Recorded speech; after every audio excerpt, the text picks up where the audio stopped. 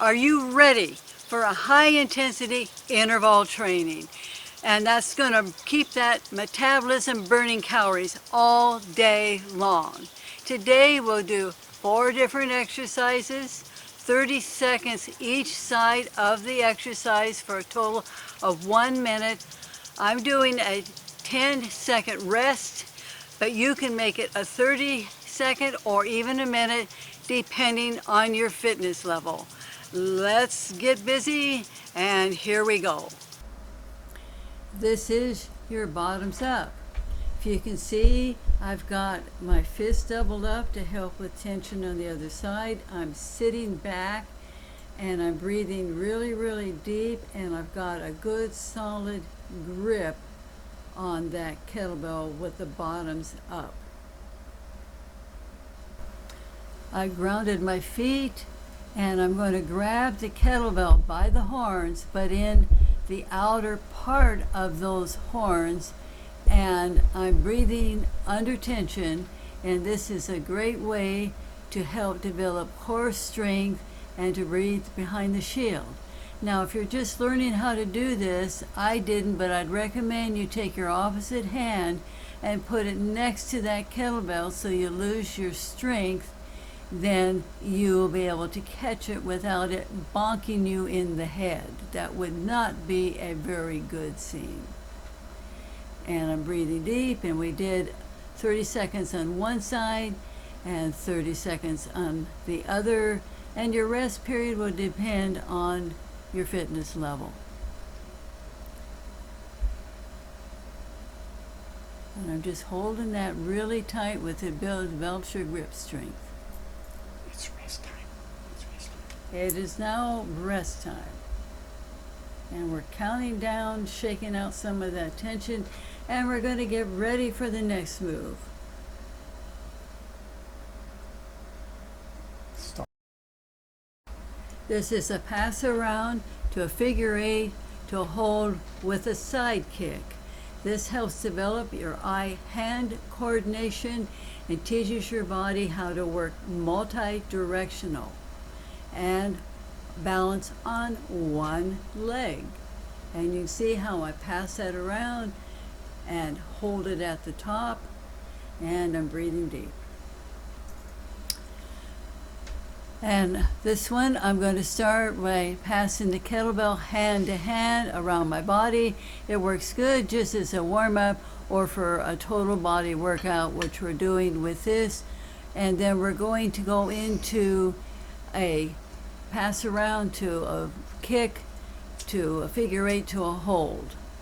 And you can see that at one point here, I lose my balance a little bit, but this helps develop motor control and coordination. So if you're out and you have a whip, it means you're going to more likely to stay upright and avoid injuries.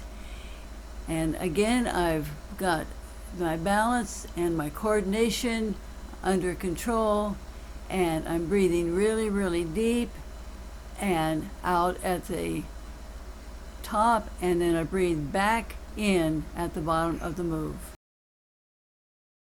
Now it is your rest time. So shake that tension out and get ready for the next one. This is your high pull. And this teaches you how to push, pull, and it's a good remedial to do before you start doing an overhead snatch, to teach you how to do a hip hinge, pull that kettlebell up and pull it back, breathe deep, breathe in, and then be able to switch sides. This is your high pull, and it's extremely important that you learn how to anchor those feet whenever you have the velocity of the kettlebell, because that weight of the actual velocity can be 2 to 3 times that amount of weight that you're pushing. So you rock back and forth, heel ball toe, and you hip hinge, pull that back. In between, you hike it and you push and you pull, and you're breathing really, really deep. At the top of the move, I'm going to breathe in At the bottom, I start breathing back out to the top of the move. Let's finish strong. We're almost at that 1 minute mark, and you can do it. Let's just keep on going and keep that push-pull and breathing really deep and out. And we're counting down to almost that minute. Great job. Now, if you're getting fatigued, stop or really slow that pace down, because that's when you get injured. This is your 15-second rest period, but keep on moving. You got that heart rate up. It's too hard on your heart to just stop. And we're going to get ready to do a slow grind. This is your slow grind to slow your pace down, because we were finishing up a 5-minute workout. You can repeat. And this is your low windmill. It really is great to work those hips. And if you lack flexibility, you may not go down this low, or you may even want to put a yoga block to set down that weight. Now, my legs are at about 45 degrees. 80% of my weight is on that back leg, and I've got my foot anchored, and I'm doing a hip hinge. This is your low windmill. You can see I'm getting my feet at about 45 degrees. About 85% of my weight is on that back leg, and it's a real good way to open up your hips and your shoulders using core strength. And again, we're doing a hip hinge, and you need to be looking up at that arm that is up in the air.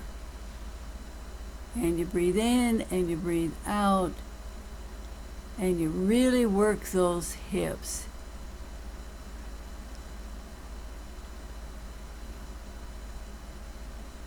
And I'm getting in position there, and I've got my feet anchored. And this can also be a way to pick something up off the floor. And we're going to be counting down, and we're almost done. So you've done a fantastic job. This is your 15-second rest. Stay well hydrated, and you repeat this 1 to 2 more times. This is a new format, so please subscribe and let us know what you think. And thanks for watching.